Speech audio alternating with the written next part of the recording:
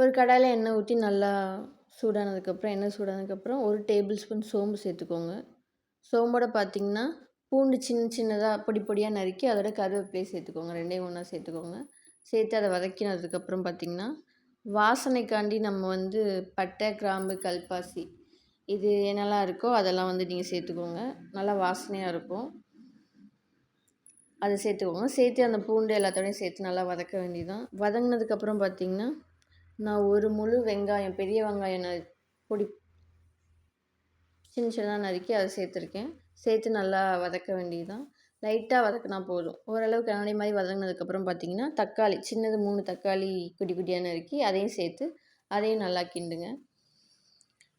கை வலிக்கிற வரைக்கும் கிண்டுங்க. ஒரு கட்டத்தில் வந்து வெந்ததுக்கப்புறம் பார்த்திங்கன்னா அதோட வந்து இஞ்சி பூண்டு பேஸ்ட்டு சேர்த்துக்கோங்க. அந்த பேஸ்ட்டோட அதையும் சேர்த்து நல்லா கிண்ட வேண்டியதுதான். அப்போ தான் அந்த பச்சை வாசனை போகும். ஸோ இஞ்சி பூண்டு வந்து கொஞ்சம் கம்மியாகவே சேர்த்துக்கோங்க. ஏன்னா ரொம்ப அதிகமாக சேர்த்தாலும் அது காரமாக இருக்கும். ஸோ அதை பார்த்து சேர்த்துக்கோங்க. நல்லா சேர்த்து அந்த ஸ்மெல் போனதுக்கப்புறம் பார்த்திங்கன்னா உப்பு, மஞ்சத்தூள், மிளகாய்த்தூள், மல்லித்தூள், கரம் மசாலா இதெல்லாமே சேர்த்துக்க வேண்டியதுதான்.